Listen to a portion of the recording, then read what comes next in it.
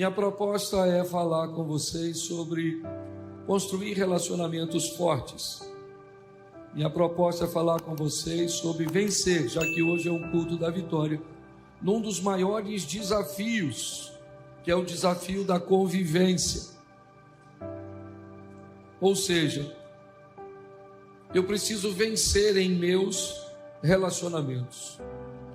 No domingo eu falei sobre a importância da individualidade.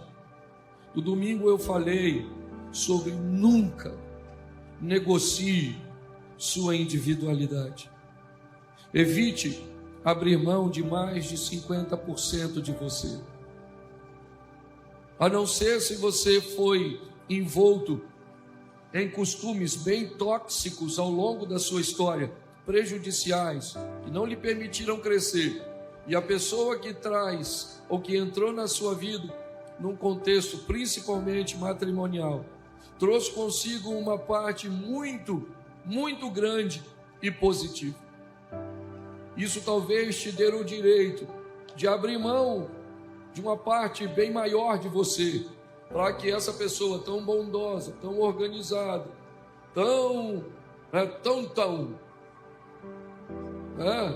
tome conta ou te influencie em boa parte. Minha proposta foi mostrar que todas as vezes que você se anula demais, você corre o risco de, a longo prazo, viver num ambiente manipulador, viver num ambiente onde as pessoas ignorem a sua existência. Sua opinião não é mais importante. Não interessa onde você quer ir, onde você quer comer. Não interessa se você quer assistir aquele filme, se você quer ir à praia. Se você não interessa mais nada, porque você foi tão conivente com esse ambiente que você concedeu àquela outra pessoa um direito praticamente total sobre você.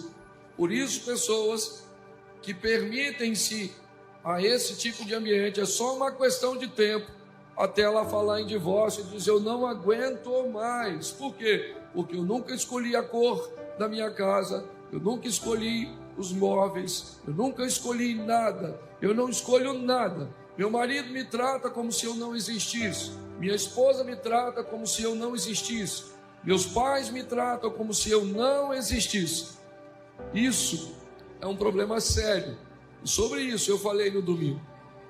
Hoje eu quero falar com vocês, rapidamente, sobre um processo seletivo. Eu vou me deter praticamente, se Deus assim me permitir, quase todos os cultos do ano que vem, me detendo nessas questões familiares e principalmente de construir relacionamentos fortes.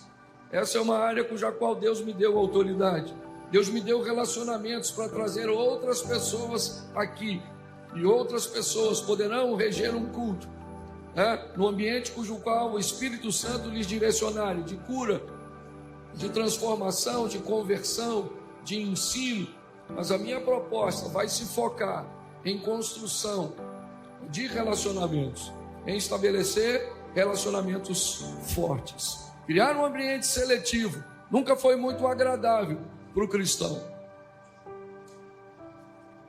O cristão foi muito impregnado com a informação de que todas as pessoas são iguais, de que todos deveriam ter livre acesso à sua vida, à sua história, e de que todos que chegam até você devem ser recebidos com um bem-vindo.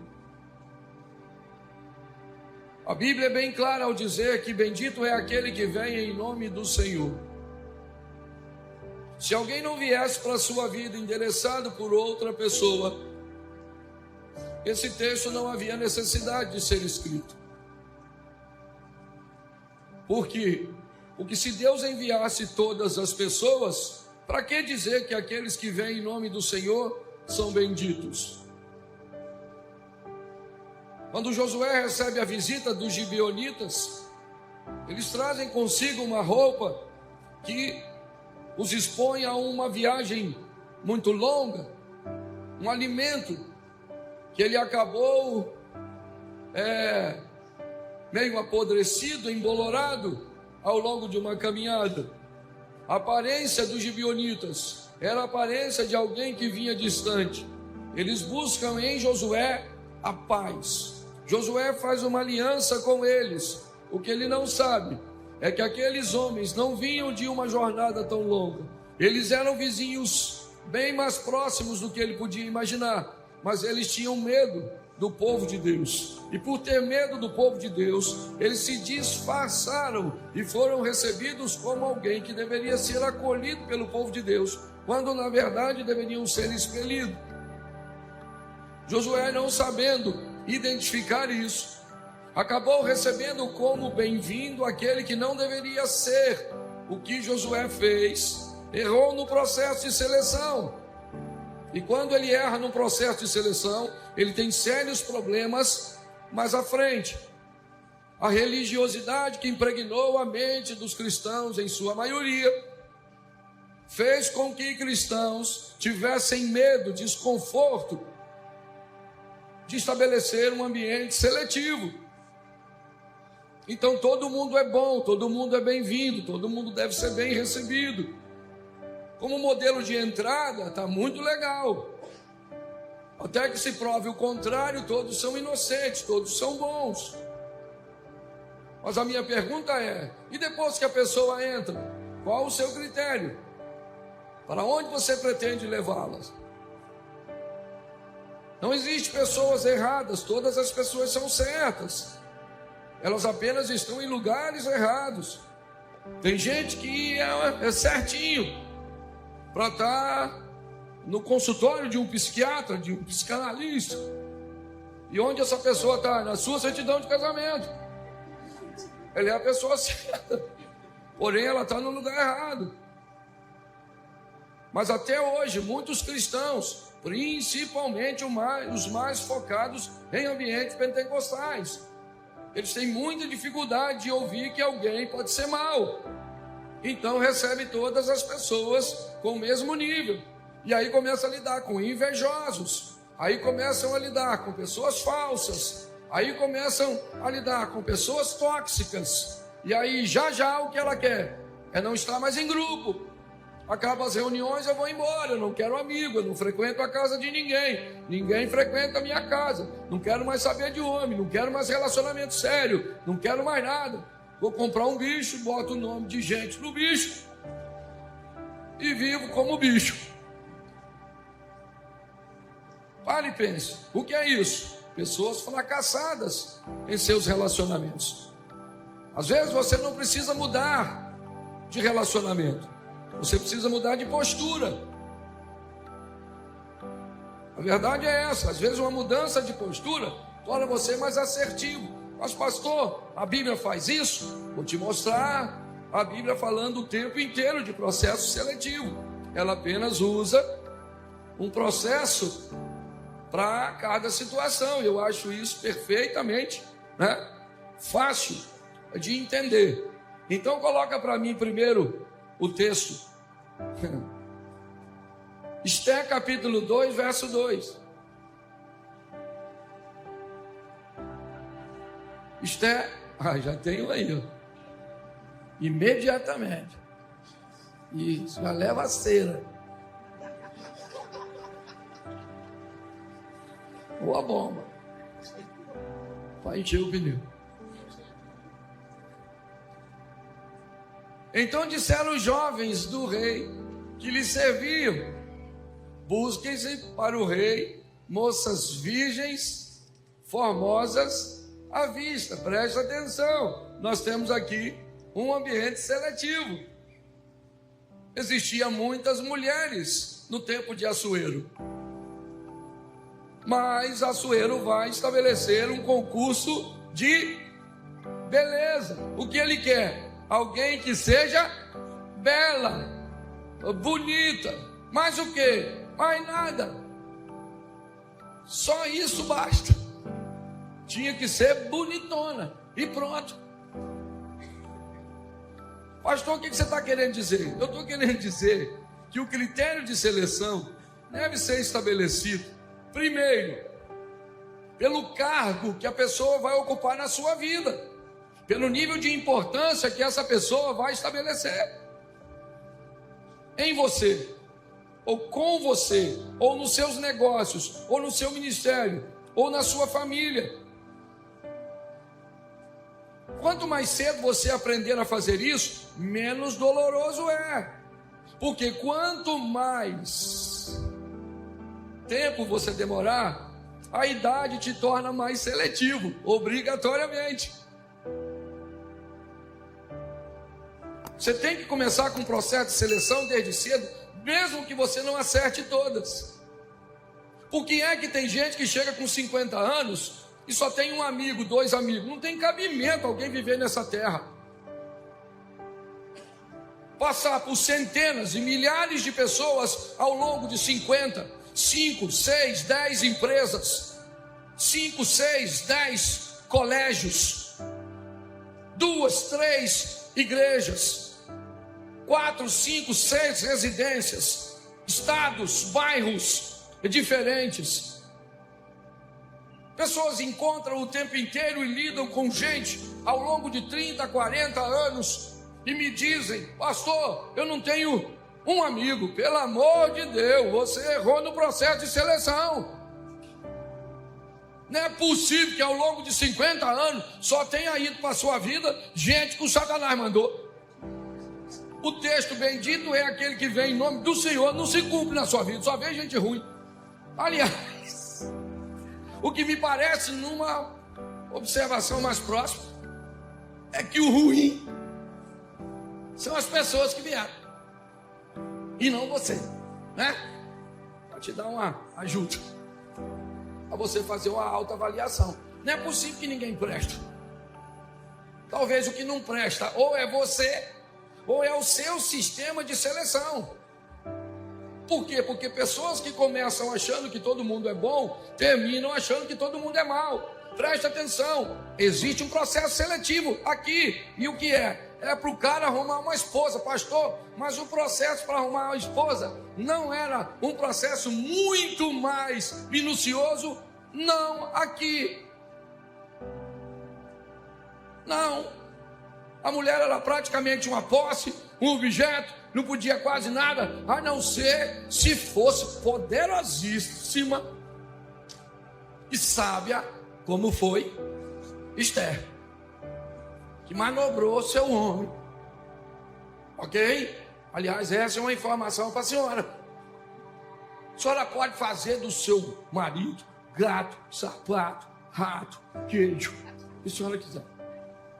Pastor, o senhor não conhece meu marido, eu conheço o seu Deus.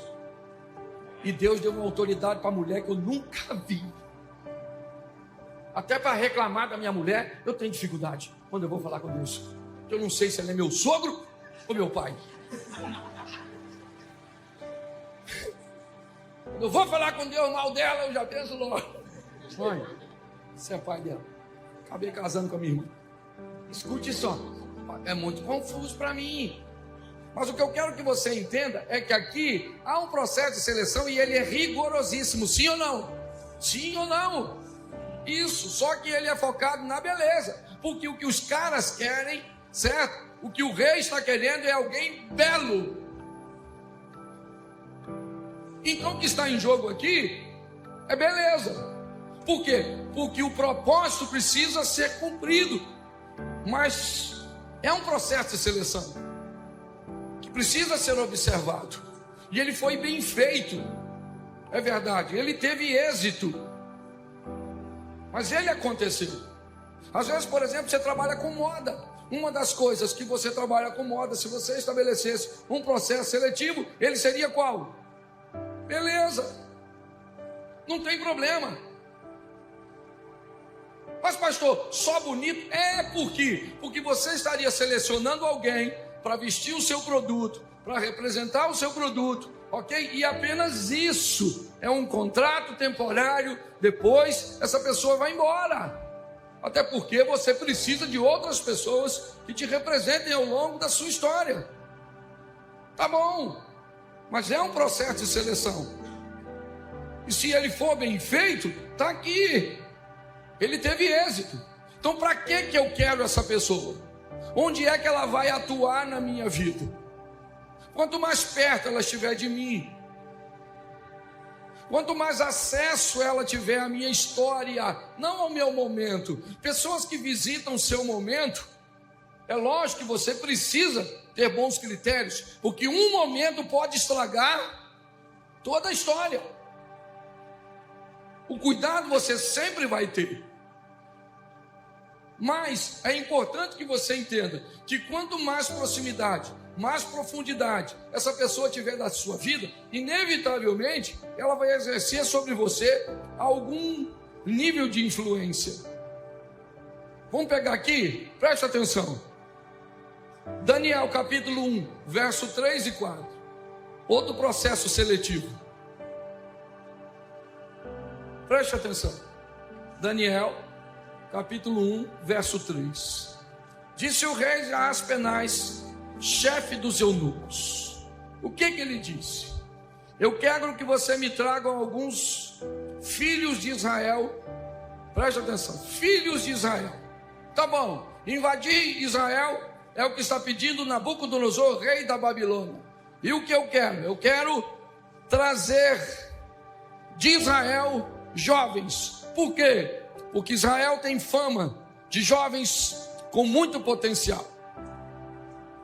Israel tem fama de jovens como Davi, como o próprio Saul, que era jovem, e tantos outros como José. Eu poderia citar uma lista para você. Nabucodonosor não é à toa que foi dono do maior império que já pisou nessa terra, só perde para Jesus Cristo. O maior império, a cabeça de ouro da estátua de Nabucodonosor, representa a força. Construtor em homenagem à sua esposa de uma das 7 maravilhas do mundo antigo, os jardins suspensos da Babilônia. Se tem uma coisa que esse cara não é bobo. Se tem uma coisa que ele não é alguém que faz as coisas ao léu, ao acaso. O que ele quer? Ele quer fortalecer seu reino. E o que ele quer fortalecendo seu reino? Destruir o outro reino. Mas se ele quer destruir, não é melhor matar? Não para Nabucodonosor. Para Nabucodonosor, ele entende que para eu matar uma nação, eu não preciso tirar na vida das pessoas. Eu preciso apenas tirar a possibilidade dessas pessoas de exercer raciocínio, de pensar. O que eu preciso é tirar das pessoas o desejo de querer alguma coisa.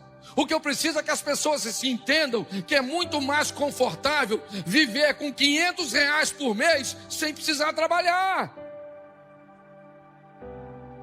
Porque você não precisa de nada. Isso é destruir uma geração. Isso é destruir uma nação. Para que você vai trabalhar, cara? Se eu te dou R$500 para você ficar em casa, para que você quer ir para a escola estudar, camarada? O conteúdo que eu vou botar lá é para você não aprender nada. Qual é a proposta? É destruir. Sempre foi destruir. Você está entendendo? Sempre foi. A proposta do mal sempre foi essa. Olha o que esse cara faz. Eu vou destruir Israel. Então como é que eu destruo? Eu faço um processo de seleção, onde eu vou unir o útil ao agradável. Eu vou tirar de Israel as cabeças pensantes, filhos de Israel, da linhagem real e dos nobres. Eu não quero qualquer um. Preste atenção. Jovens em que não houvesse defeito algum, formosos de aparência. Opa, a mesma coisa, não quero gente feio. Seleção. Eu quero uma turma de boa aparência, mas é para o concurso de beleza? Sim ou não? Então tem que ter mais do que beleza. Instruídos em toda a sabedoria, sábio em ciência, entendido no conhecimento, e que tivesse habilidade para viver no palácio do rei, a fim de que fosse ensinado na letra e na língua dos caldeus. Processo de seleção. 3 anos depois, uma prova oral é feita pelo próprio Nabucodonosor, o Enem da Babilônia. Primeiro lugar passa Daniel. Segundo, terceiro e quarto lugar, seus 3 amigos. Um processo de seleção foi estabelecido. Para quê? Para que homens resolvessem problemas. Onde esse processo estoura com sucesso? Quando Nabucodonosor tem um sonho. Ninguém da Babilônia consegue interpretar. E por que que o desfecho é resolvido? Porque ele fez um processo de seleção correto. Ele morreu, seu filho ficou, uma escrita está na parede. Porque preste atenção, ele acertou no processo, o filho dele está colhendo o benefício daquilo que ele fez.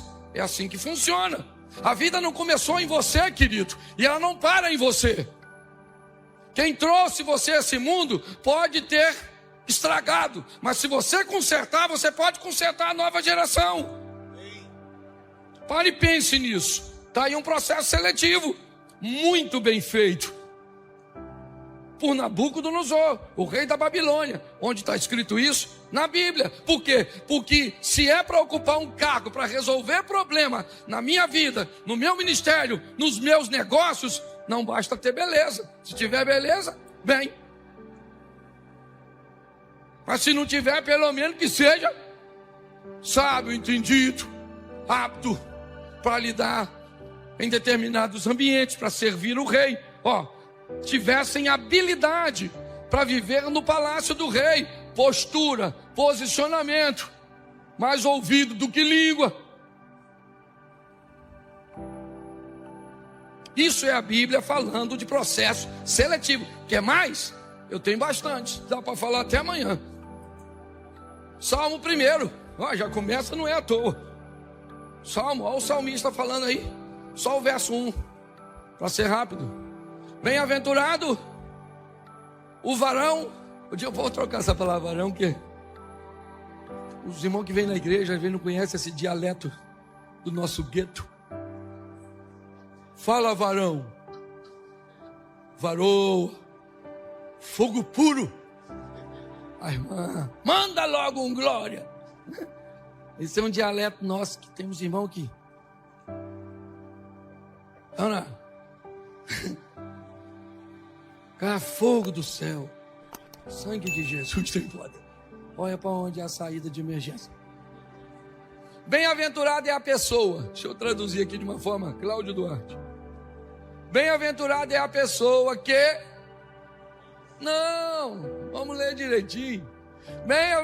Bem-aventurada a pessoa que escolhe seus conselhos, que escolhe seu caminho, que escolhe suas companhias. Pessoas terão sucesso quando forem capazes de escolher as suas companhias. Eu não sei se você já entrou numa furada por estar com uma pessoa que não deveria estar. Tem gente que vai preso por causa disso. Uma vez um camarada me chamou para ir buscar uma moto. Eu fui. Não vou falar o nome não. Era amigo nosso, sim. E vinha eu e ele de moto. Eu nunca andei muito bem de moto, mas era só para transportar. Falei, vamos embora. No pedágio antigo me pararam. Ele parou também. Nós dois.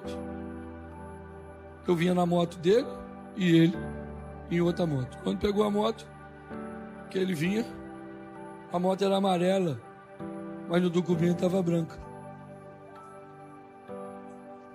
Menino, não tinha nada a ver. Eu estou falando sério, em nome de Jesus Cristo Nazareno. Eu me lasquei. Pensa num problema que deu por causa daquele que é infeliz. Já morreu, que Deus o tenha. Lembrou, né, Zia?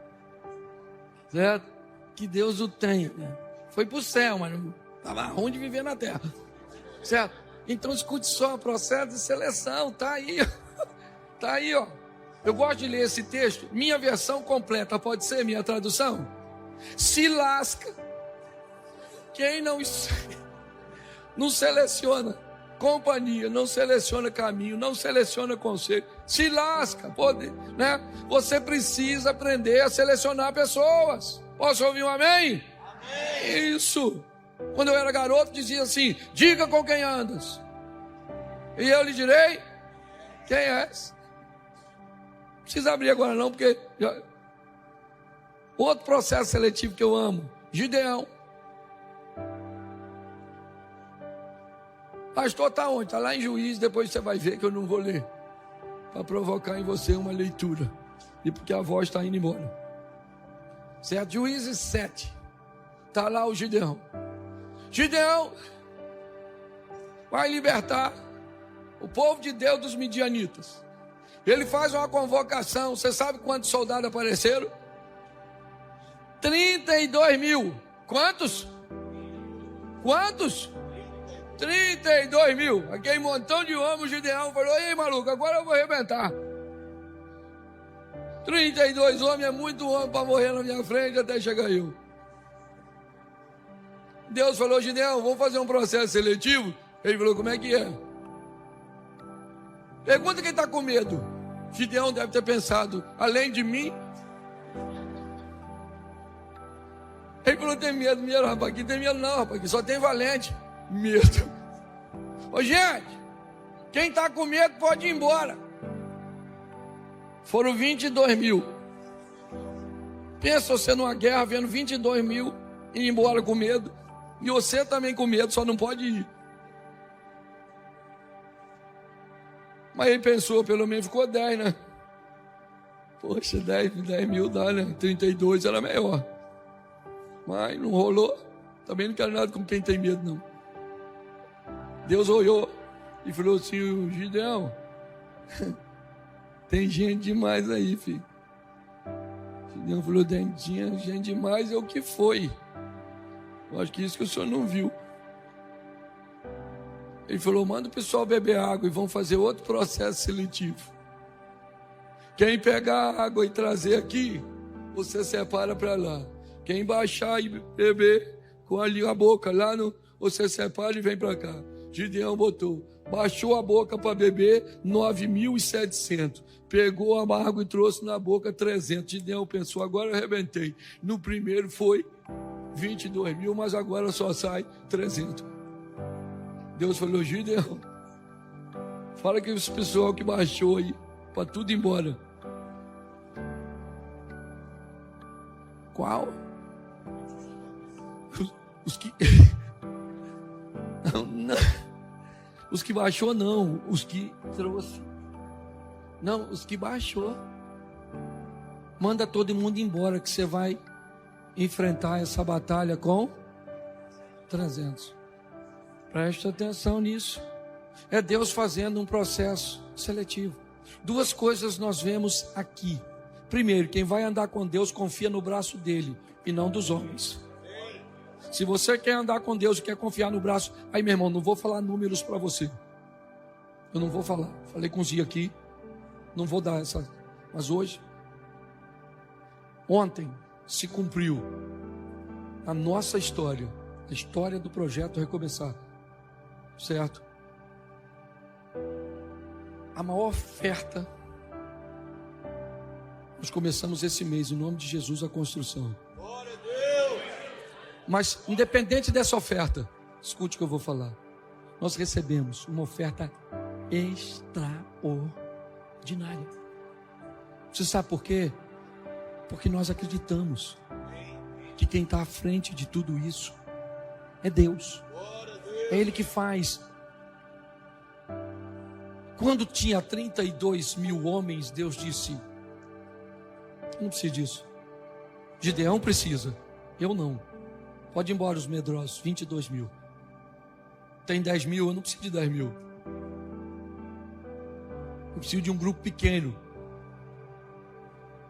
Primeiro, que não tenha medo, porque medo eles não tinham, senão tinham ido embora com os 22 mil. Segundo, são vigilantes, são homens espertos. E terceiro, se não tinha medo quando tinha 22 mil, era para estar com muito medo quando só tem 300.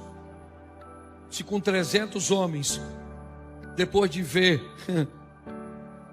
31.700 homens iram embora, e os 300 homens diz: nós vamos.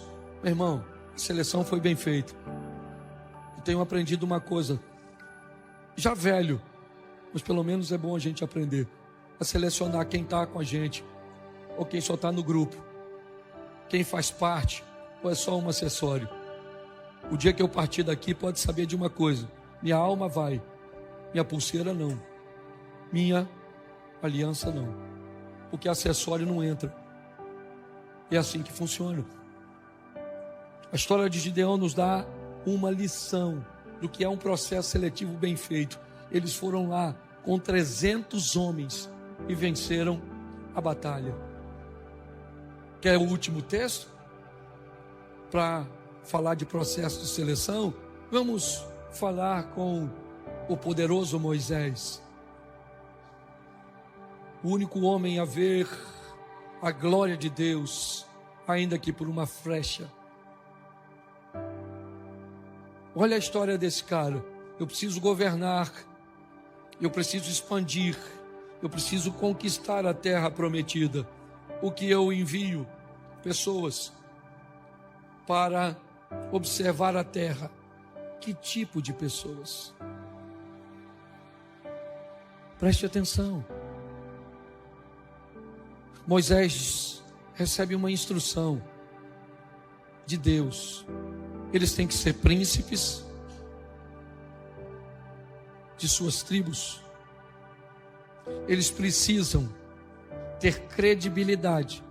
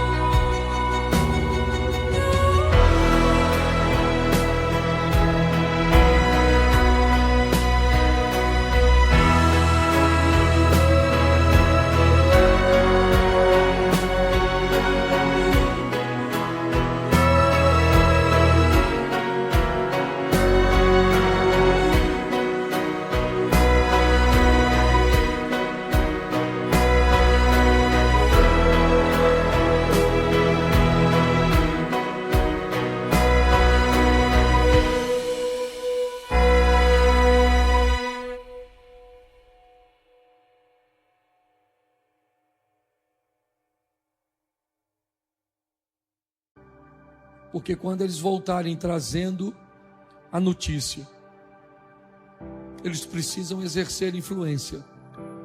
É isso.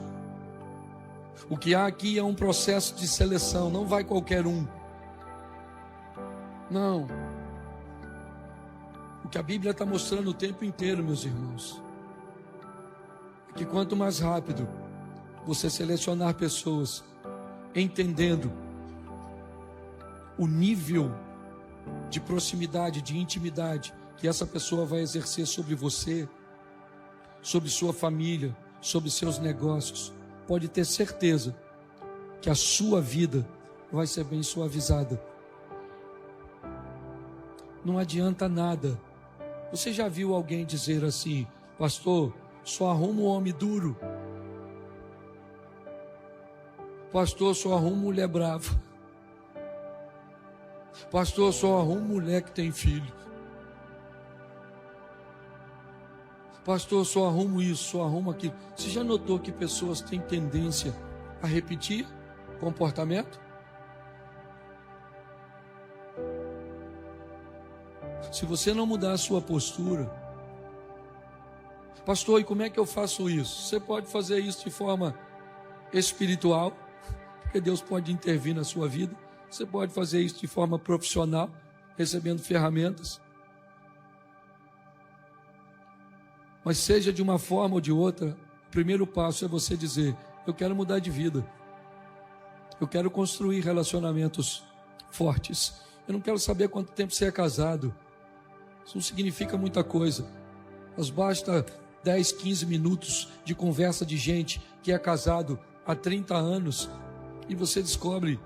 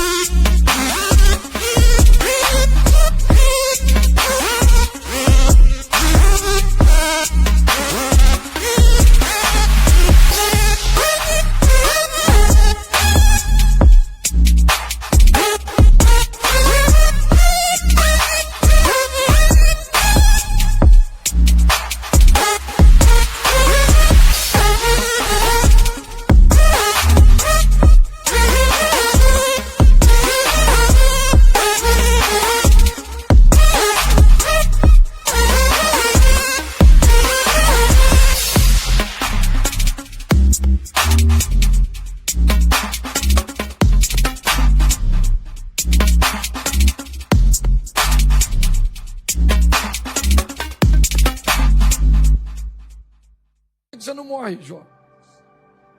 Ele falou, o que, maluca? Ah, rapaz, você tá doida. Ela falou, você tem que morrer, rapaz. Olha, você tá sofrendo. Por que Deus não leva você? Ele falou, você é doido, essa pedra, essa praga dessa mulher. Pois é, tá lá no capítulo 42, o cara enfia 10 filhos na mulher que falou isso dele. Porque não disse que ele trocou de mulher, ele trocou de filho. Fez 10 filhos, pelo amor de Deus. O cara fazia 10 filhos na mulher que mandou ele morrer. E eu gosto dela porque não ficou bagunçada, que ela poderia falar, você me chamou de louca 15 anos atrás, nunca esqueço. Então morre, feliz. Não. Tava lá, relacionamento forte. Hoje você não pode falar nada com ninguém que o relacionamento quebra. Nós estamos frágeis demais. Seu funcionário chega tarde, para você chamar ele a atenção, você tem que pedir primeiro, pedir desculpa. Vou falar um negócio com você aqui, não queria que você ficasse chateado assim, não. Tá bom? É assim, olha só, era para você ter chegado 8 horas. Você chegou 10. Não sei o que aconteceu, deve ter sido alguma coisa gravíssima assim. Estou querendo te ofender, não é nada. Meu Deus do céu, fica até sem graça de chamar atenção. Você está rindo, mas está sério. E a tendência, querido, com esse povo frágil demais. Você não pode gritar mais com a criança.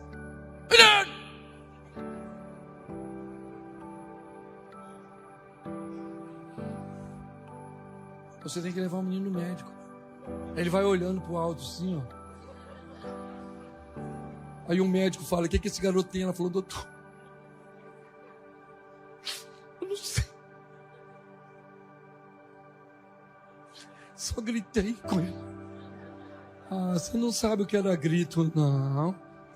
Sabe, não. Uma geração, querido, que não sabe fazer processo de seleção. Você vê os amigos dos nossos filhos. Você vê a companhia. Não estou dizendo de todos, estou englobando todos, não é isso. Mas dá uma olhada. Está difícil. Porque pessoas não sabem se relacionar.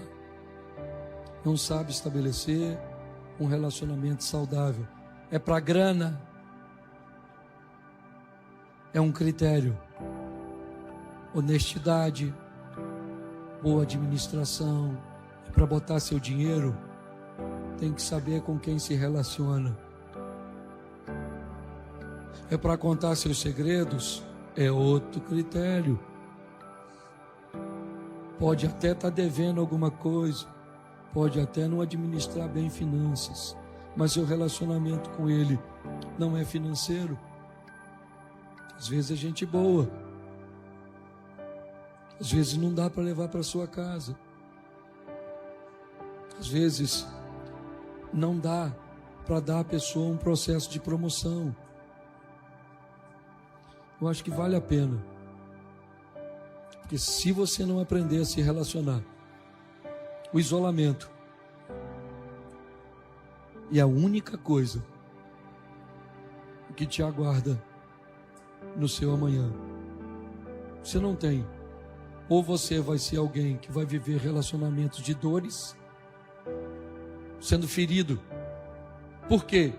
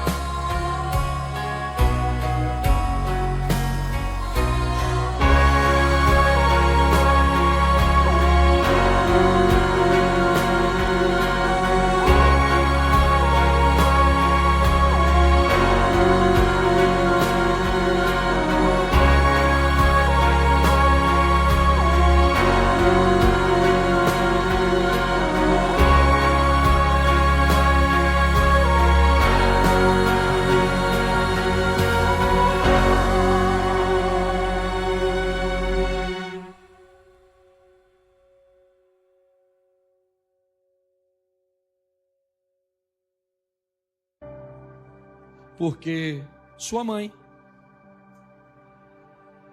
Minha mãe me machuca, pastor. Tá bom? E o que você faz? Nada, porque ela é sua.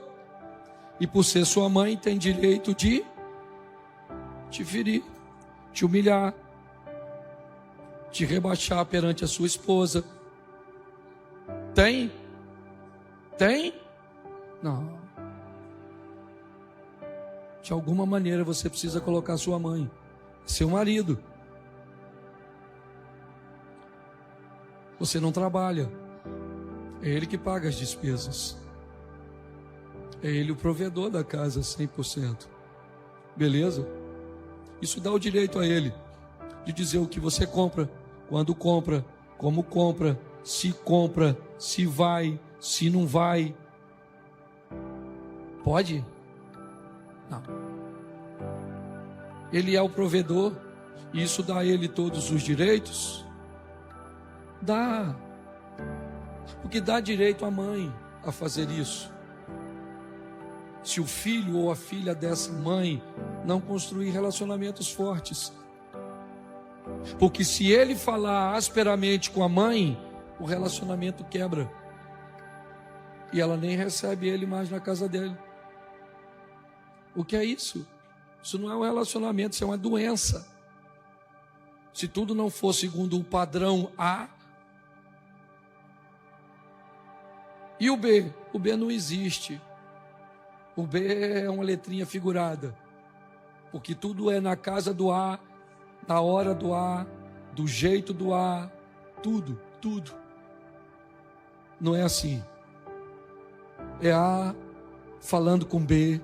Tem hora que é A, tem hora que é B, tem hora que é os dois, tem hora que não é nenhum. Tem dia que o bicho pega, mano.